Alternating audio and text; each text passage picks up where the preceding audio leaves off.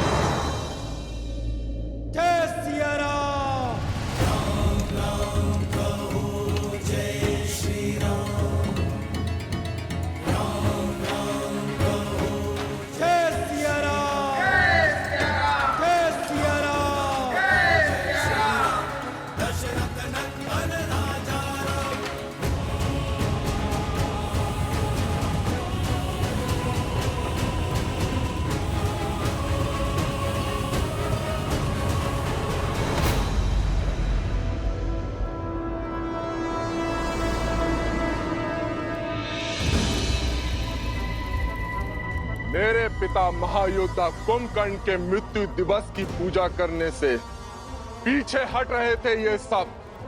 मैंने इन्हें ही मृत्यु का दंश दे दिया।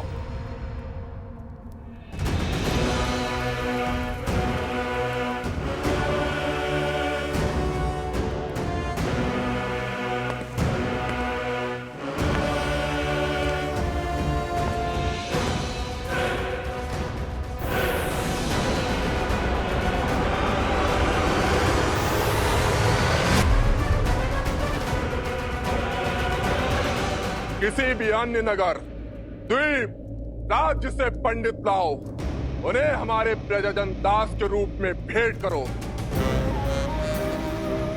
साम, दाम, दंड, भेद कुछ भी करके उन्हें यहाँ लाओ। जो वो फिर भी ना आए तो उन्हें कहीं और जाने की स्थिति में मत छोड़ो।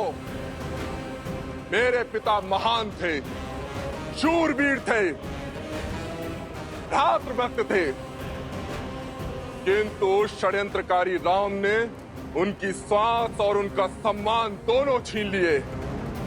आज नहीं तो कल उस राम को अपने किए का दंड भोगना ही होगा।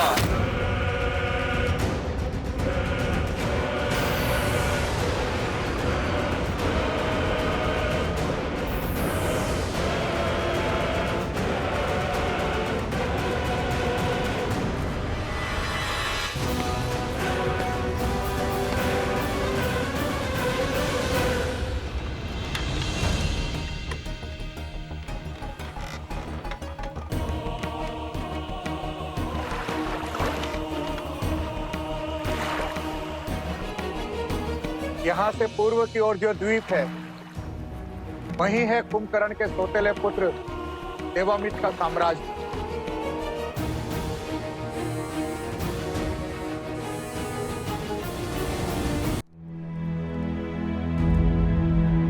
हनुमान, भरत के अकेले युद्ध में उतरने की चिंता सता रही है तुम्हें।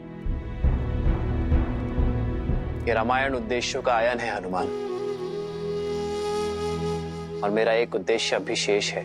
कैसा उद्देश्य प्रभु?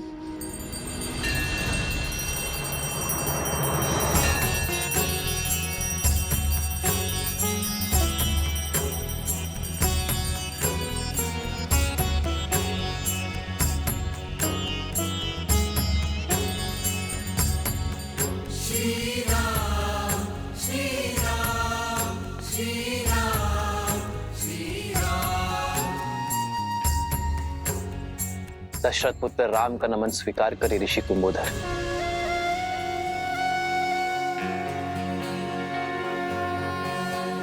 मेरा तप और भक्ति आपकी शक्ति बने श्री राम।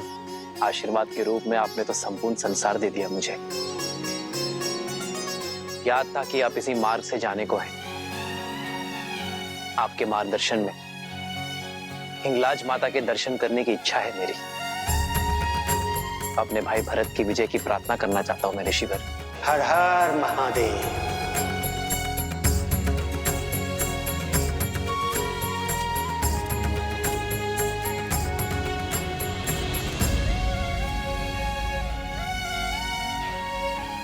प्रभु, प्रभु मार्ग बहुत लंबा है और विकट भी। ऐसे आप बिना पादुकाओं के आप कैसे? जगत जननी के दर्शन करने जा रहा हूं मैं हनुमान। जितना कष्ट सहूंगा उतना ही उत्तम होगा।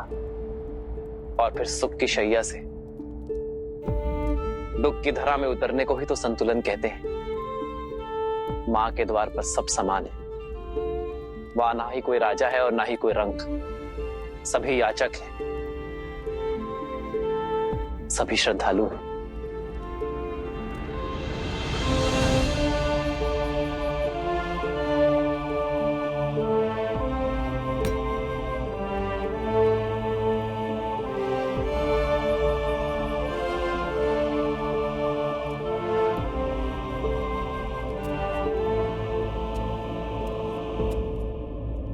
माता हिंगलाज देवी की, माता हिंगलाज देवी की, माता हिंगलाज देवी की, माता हिंगलाज देवी की।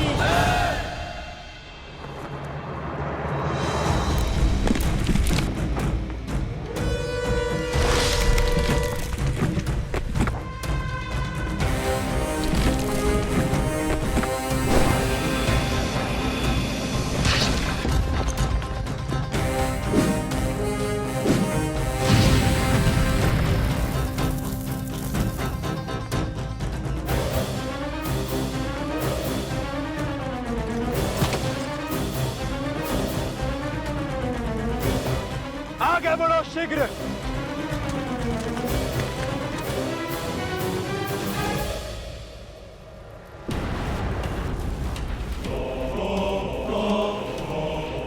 यमदेव, इस युग के अंत का समय आ गया है।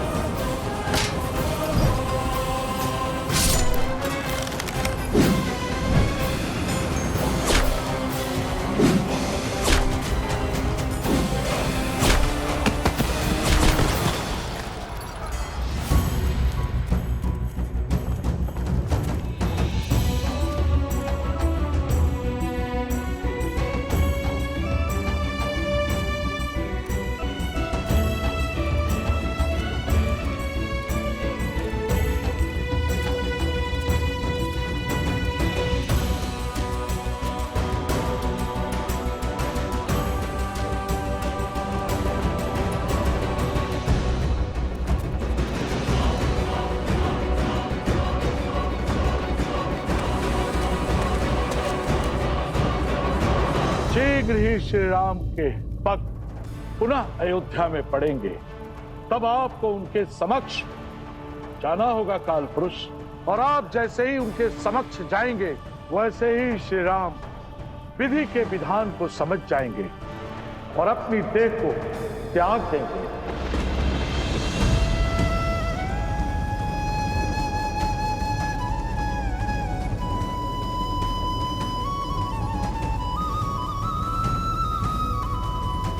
महादेव, मन की शंका सत्य का रूप ले रही है। महादेव, ये नियति का कैसा लेख है?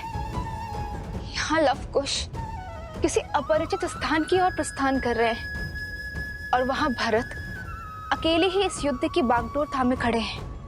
एक और काल पुरुष और यमराज श्री राम के समक्ष जाने को सज्ज हैं, तो दूसरी ओर हनुमान श्री राम से पृथक होने को तैयार नहीं।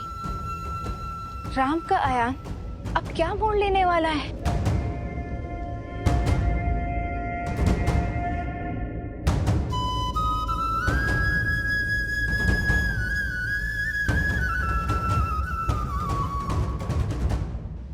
क्या परम भक्त हनुमान अपने श्री राम का देह त्याग सह पाएंगे? जब उन्हें ज्ञात होगा कि काल का चक्र स्वयं श्री राम पर ही चलने वाला है, तब हनुमान को कौन रोकेगा? कौन संबल देगा उन्हें?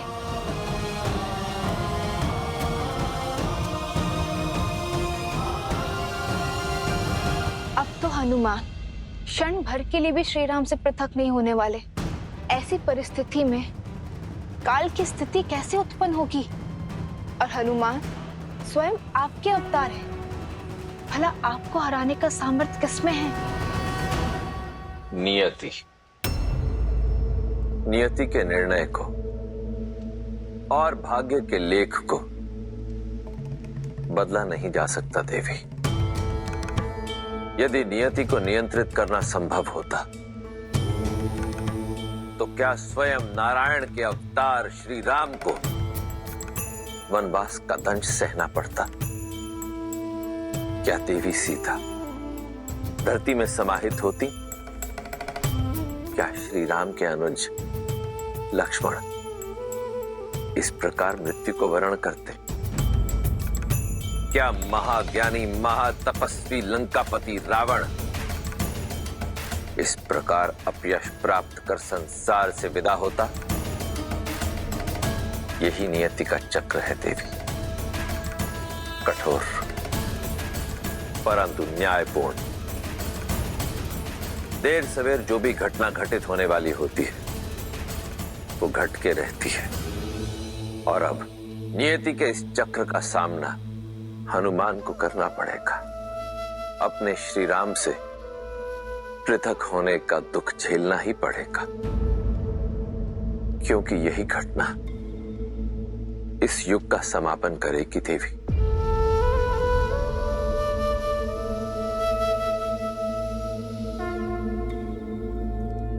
हिंगलाज देवी की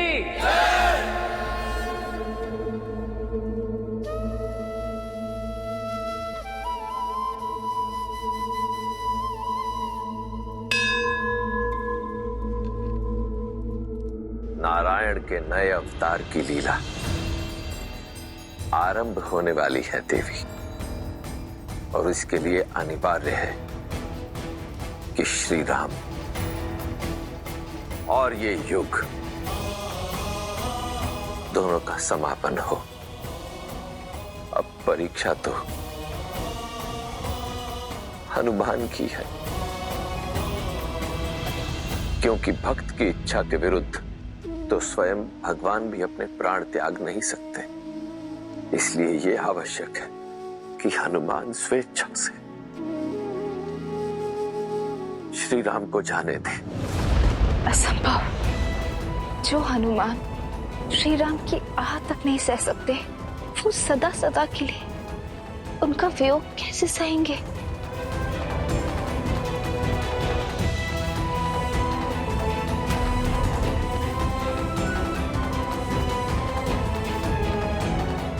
हनुमान, मैं कुछ समय यही ध्यान लगाना चाहता हूं। भरत और लवकुश के लिए प्रार्थना करना चाहता हूं।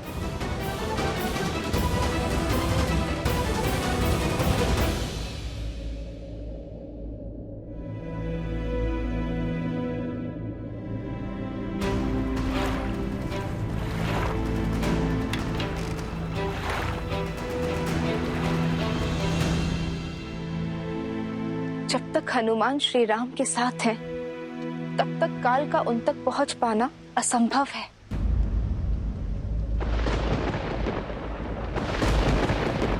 संपूर्ण त्रिलोक इस प्रश्न से चिंतित है देवी, और अब इसका उत्तर भी त्रिलोक ही ढूंढेगा। नारायण नारायण। हे परमपिता, आपने उपाय तो बता दिया, किंतु उसे करेगा कौन? आप नारद मुनि, आप करेंगे। अब अद्भुत अद्भुत परमपिता। आप देखिए, मैं अपना हर कार्य मन में आनंद और मुख पर मुस्कान के साथ करता हूं, और नियति के संचालन में प्रभु श्री हरि मेरा उपयोग करते हैं। किंतु साक्षात महादेव के अंश श्री हनुमान के साथ ये नहीं नहीं नहीं नहीं नहीं, नहीं। आप परमपिता, इस घोर संकट को हम मोल नहीं ले सकते। नारायण नारायण।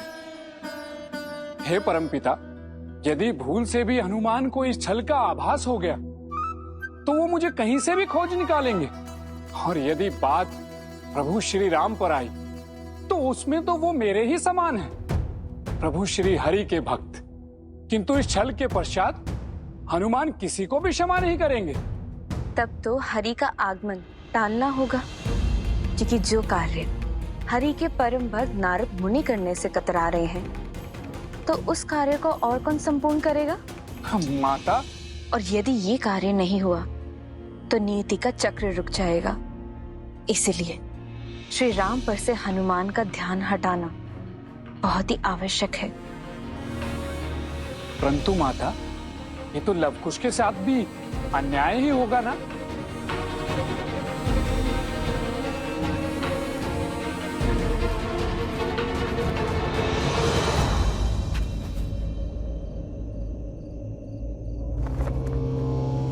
देवामित्र बहुत बड़ा पितृभक्त है। वो अपने पिता को ईश्वर के समान पूजता है। वो राजा तो बन गया, किंतु उसकी दरिद्र प्रजा संसार को उपहार के रूप में बांटी जाती है। अपनी युक्ति और नीति से उस क्षेत्र के 7 द्वीपों पर उसका आधिपत्य है। उसके लिए संपूर्ण संसार में कोई महत्व रखता है तो वो है उसका पिता कुंभकर्ण। उसका एक ही उद्देश्य है, अपने पिता कुंभकर्ण की मृत्यु का प्रतिशोध।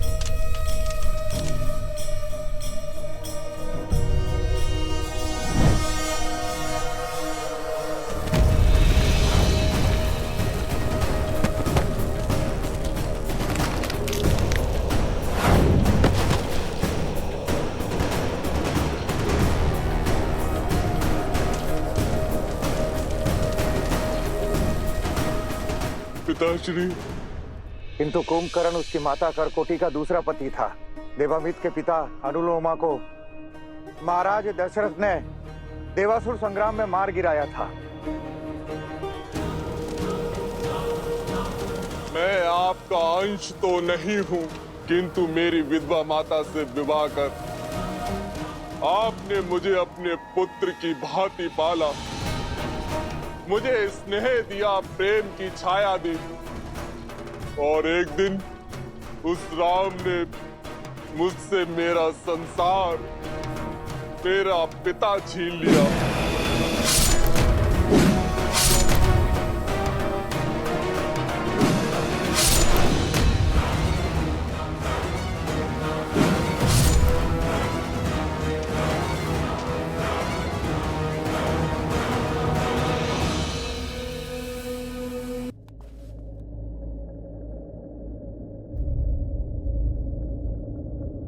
उस दुष्ट को दंड देना सरल नहीं होगा।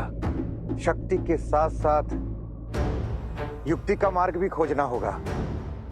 हम सब ऋषि और तुम ऋषि कुमार पूजा के लिए सज होने का स्वांग करके वहां जाएंगे। वहां तुम दोनों उसकी मृत्यु का मार्ग खोजोगे और प्रजा को उसके अधर्म और पाप से मुक्त कराओगे। जो आज्ञा ऋषिवर।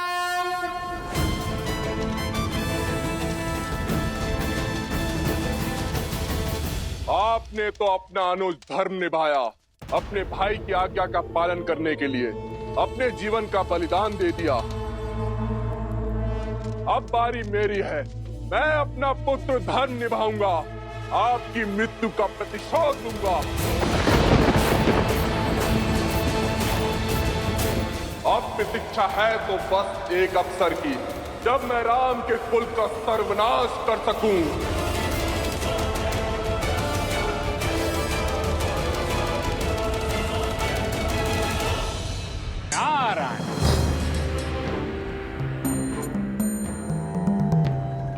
प्रणाम देव ऋषि। आंसू पूछो देवामित्र, अश्रु भविष्य और लक्ष्य दोनों को धूमिल कर देता है। रोते ही रहोगे तो आगे कैसे बढ़ोगे? तो वो क्या है, कभी कभी सत्य समक्ष होता है, किंतु हम अपने भावों के भंवर में, दुख और कष्ट में उसे देख ही नहीं पाते। अपनी दृष्टि स्पष्ट करो और देखो, अवसर समक्ष है, बढ़ जाओ प्रतिशोध के मार्ग पर आगे। सहायता की मनसा से आए हो, तो पहेलियां मत बुझाओ। यदि मुझ में आपकी बात का सार समझने जितनी बुद्धि होती तो मैं इस क्षेत्र नहीं संपूर्ण संसार का महाराज होता। इसलिए राजनीति छोड़िए, जो कहना है स्पष्ट कहिए। मेरी बात और उसका सार केवल इतना सा है कि पिता ने पिता का अंत किया, तो क्यों ना इस बार प्रतिशोध पूर्ति के लिए पुत्र पुत्रों का संहार करते। नियति ने अवसर दिया है, चूको मत। तुम्हें ज्ञात नहीं होगा, किंतु मुझे है। जब तुम एक बालक थे तो तुमने एक पक्षी की रक्षा की थी, उसके प्राण बचाए थे, और उसी कर्म का फल देने आज मैं ब्रह्मदेव के आदेश से यहाँ आया हूं। फिर भी यदि तुम्हें नारद राजनेता लगता है तो जाने दो। नारायण नारायण। अरे रुकिए नारद मुनि, आप तो बुरा मान गए। आप अपने पधारने का प्रयोजन बताइए। तो सुनो, अयोध्यापति श्री राम के पुत्र लव और कुश अगस्त्य ऋषि के साथ इसी ओर आ रहे हैं।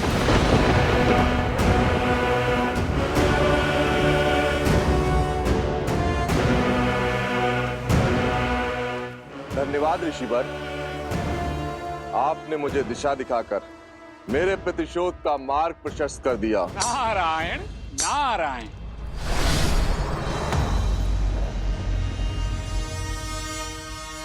दीर्घबाहु, दुर्पाक्ष, कायासुर, भर्मासुर, तुम सब ने अपने तप से देवताओं से असंभव वरदान प्राप्त किए हैं।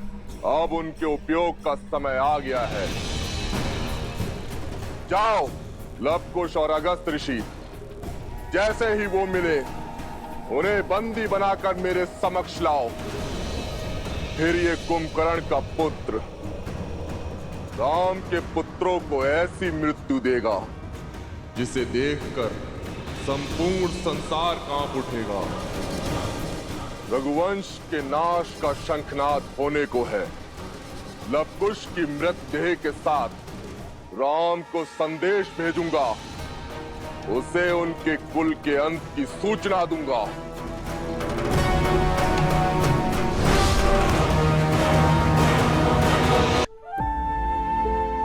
माता के सम्मान और श्रद्धालुओं की सुविधा के लिए मैं यही माता हिंगलाज का मंदिर बनाना चाहता हूं। जगत कल्याण के लिए अति उत्तम विचार है रघुवर।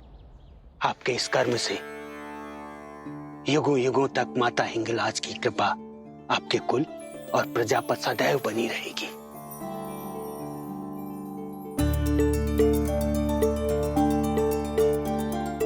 हे माता, मेरे भरत को शक्ति और संबल देना।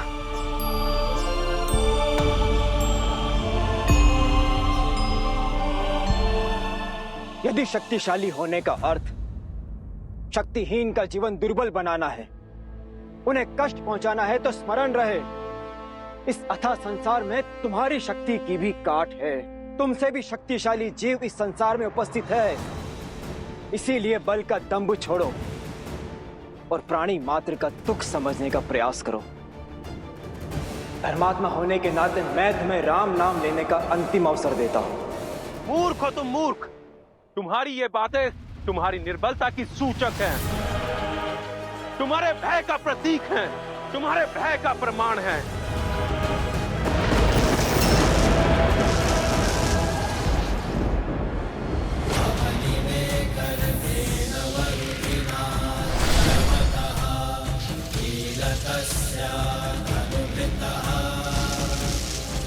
भय का नहीं, सत्य का प्रमाण है।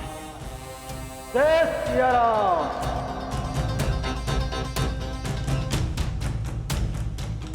बोलो हिंगलाज देवी की, बोलो हिंगलाज देवी की।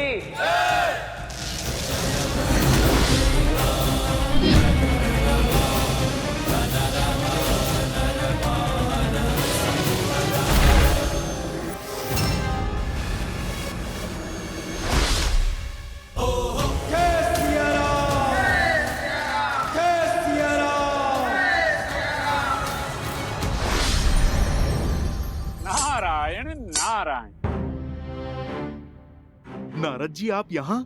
आप इतने अचंभित क्यों हो गए हनुमान? एक भक्त दूसरे भक्त से मिलने नहीं आ सकता? अवश्य अवश्य। ये तो मेरा सौभाग्य है कि आप मुझसे मिलने पधारे। परंतु नारद जी, आप बिना उद्देश्य के कहाँ किसी से मिलने आते हैं? आज आपका कैसे आना हुआ, ये सोचकर थोड़ा सा चिंतित हूँ मैं। हाँ, बात तो अब चिंता की ही है। सोचा श्री राम से भेंट करने से पूर्व आपसे मिल लेता हूँ, किंतु चलिए अब सारी बातें उन्हें ही बता देता हूँ। चिंता केवल इतनी ही है कि कहीं प्रभु श्री राम अधिक व्यथित ना हो जाएं।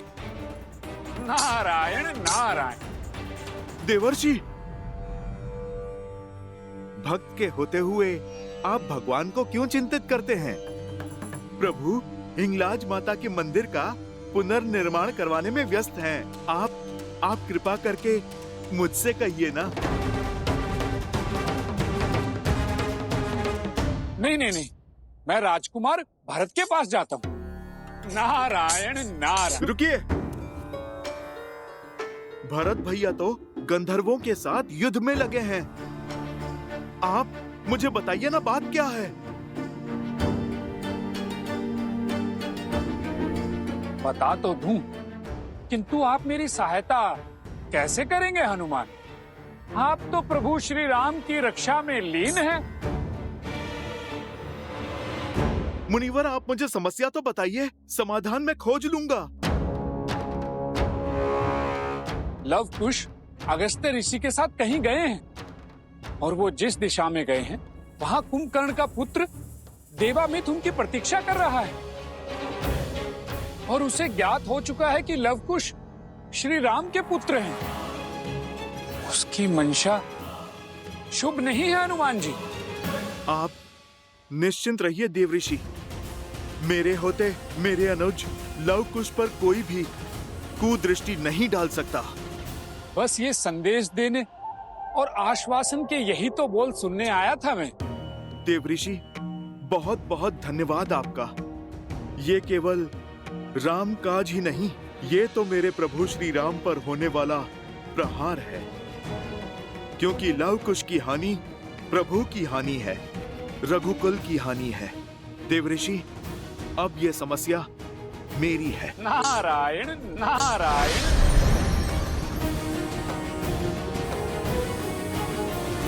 चलो हम चारों सभी द्वारों की रक्षा करते हैं।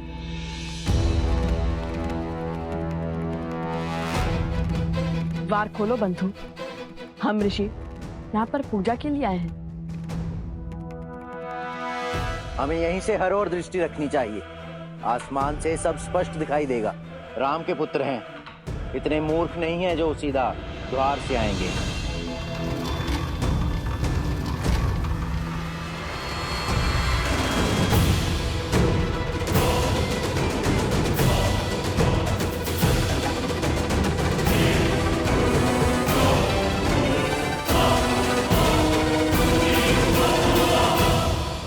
बालकों, कौन हो तुम? हम ऋषि कुमार लव और ऋषि कुमार कुश हैं।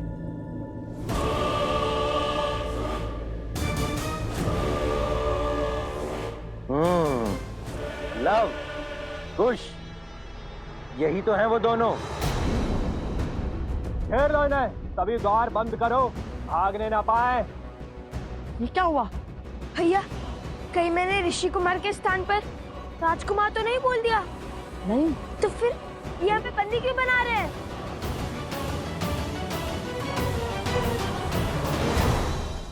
परमपिता, आपका कहा कार्य संपूर्ण हुआ। एक और कुंभकर्ण के पुत्र को लवकुश का भेद बता दिया, और दूसरी ओर हनुमान को भी उन पर आए संकट के विषय में सूचित कर दिया।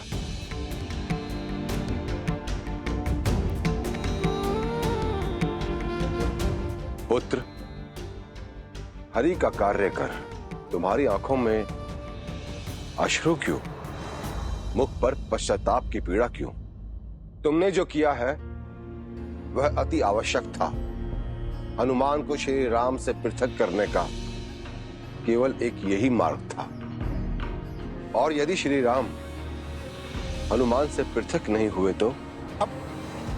क्षमा कीजिए परमपिता, मैं आपकी बात को काट रहा हूं, किंतु जिस राम नाम के स्मरण मात्र से ही हनुमान तर जाते हैं, उनकी तनिक सी समस्या से विचलित हो उठते हैं। मुझे और इस संपूर्ण संसार को उस हनुमान पर टूटने वाले कष्ट से भय लग रहा है परमपिता।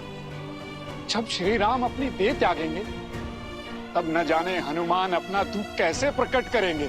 नारायण नारायण। परमपिता, सत्य कहूं तो मैं आज उनकी आंखों में उस दुख के भाव को देखकर आया हूं। आप सबको इस संसार की चिंता है, किंतु इस भक्त को तो उस भक्त की चिंता है। ये कष्ट कैसे सहेंगे हनुमान? परमपिता, जिनका संपूर्ण जीवन राम है और जो राम उनमें बसते हैं वही नहीं रहेंगे तो हनुमान कैसे जी पाएंगे? कैसे अपना जीवन चक्र संपूर्ण कर पाएंगे? नारायण नारायण।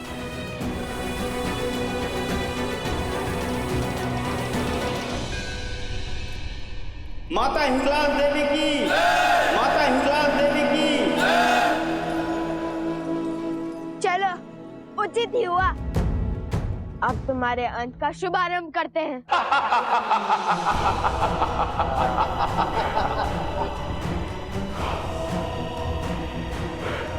भूल करती पालको, जो स्वयं ही मृत्यु के मुख में चले आए। हमारे महाराज देवामित्र, कुंभकर्ण के पुत्र, वर्षों से प्रतिशोध की अग्नि में जल रहे हैं। इतने छोटे से कार्य के लिए महाराज को क्यों कष्ट देना? इनका अंत यहीं कर देते हैं और इनके शरीर को उपहार के रूप में महाराज को देते हैं।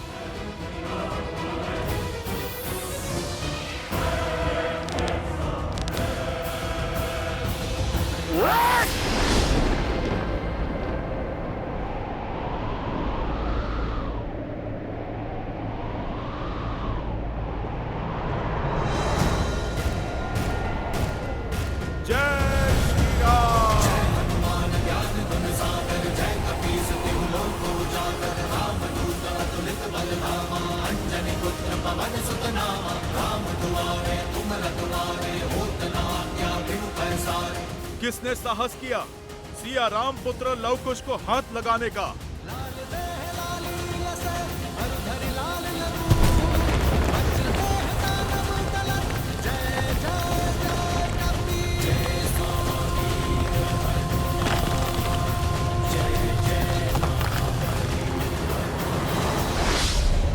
प्रणाम ब्रह्मदेव।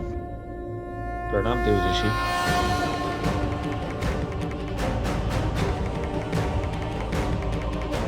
ब्रह्मदेव, हनुमान जी लव कुश की सहायता के लिए पहुंच गए हैं और एक एक कर सभी असुरों का अंत कर रहे हैं। नारायण नारायण। अर्थात अधर्म के विध्वंस का आरंभ हो भी चुका है। बस हनुमान जी के लौटने से पूर्व श्री राम अयोध्या पहुंच जाए, अन्यथा परमपिता की योजना और मेरा प्रयास दोनों ही विफल हो जाएंगे।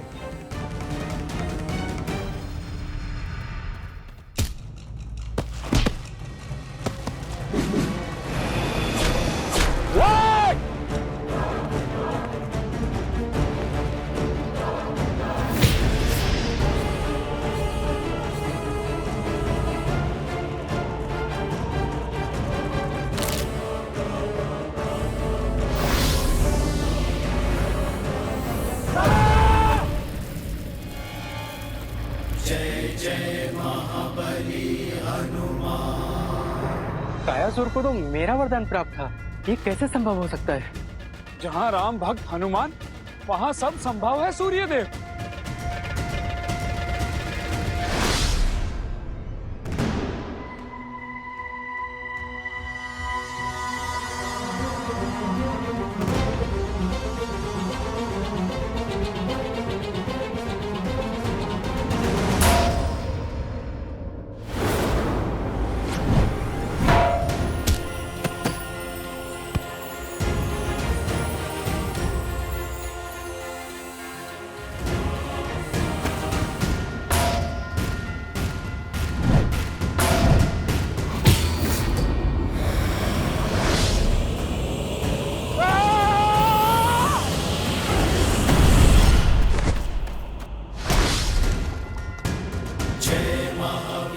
असंभव।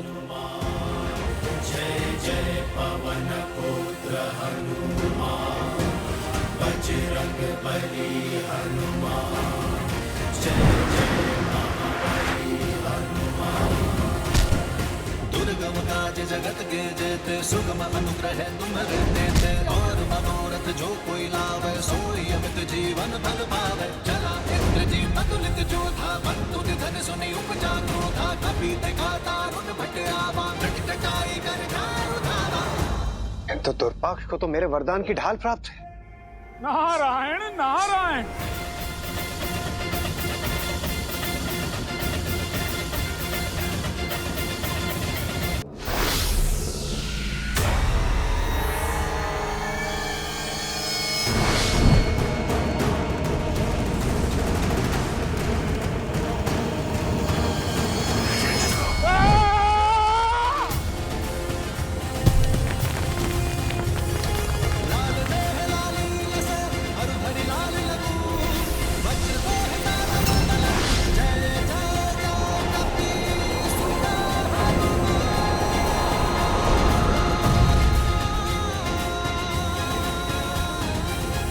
भीमासुर को तो मैंने वरदान दिया था, अर्थात सभी देवताओं के वरदान हनुमान जी के एक प्रहार के आगे परास्त हो गए। नारायण नारायण। जो असुर हम देवताओं द्वारा प्रदान किए कवच धारण कर युद्ध भूमि में उतरे थे, उन्हें एक एक कर हनुमान जी धूल में मिला रहे। मुझे तो भय है उन वरदानों का जो हनुमान जी को हमने बालपन में दिए थे। यह कहीं अधिकार देकर खुद हम पर भारी न पड़ जाए।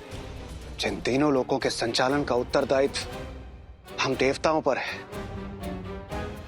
आज वो तीनों लोग हनुमान जी की मुट्ठी में है। वो स्वयं रुद्र का स्वरूप है। हम चाहकर भी उनका कुछ नहीं बिगाड़ सकते। शांत हो जाइए आप सब, धैर्य रखिए और ये आस भी कि हनुमान अपने बल का प्रयोग करते रहें, बुद्धि का नहीं। क्योंकि यदि उनकी बुद्धि चली कि उन्हें हमारी छल का आभास हो जाएगा, अर्थात ज्ञात हो जाएगा कि हमने ही उन्हें श्री राम से पृथक करने का प्रयास किया है। यदि ऐसा हुआ तो नारायण नारायण।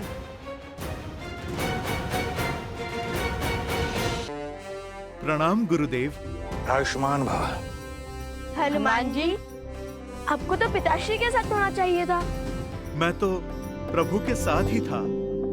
वो तो देव ऋषि नारद ने मुझे आकर बताया कि आप दोनों संकट में हैं। बस मैं आप दोनों को बचाने मेरे प्रभु से दूर चला आया। यदि मैं प्रभु से पूछता तो प्रभु भी मुझे यही आज्ञा देते। प्रभु तो हिंगलाज माता के मंदिर की स्थापना करके अयोध्या के लिए प्रस्थान कर चुके होंगे। मैं मार्ग में ही प्रभु के साथ हो लूंगा। चलिए, उचित ही हुआ जो आप यहाँ आ गए। आपसे भेंट भी हो गई हमारी। किंतु एक बात समझ नहीं आई कि हम पर आक्रमण होने से पहले देव ऋषि को ज्ञात कैसे हुआ? ये श्री राम का पुत्र है ना कुश। ये बड़ा ही अबोध है, किंतु इसकी बुद्धि बड़ी तीव्र है। ये मुझे फंसाकर ही मानेगा। नारायण नारायण।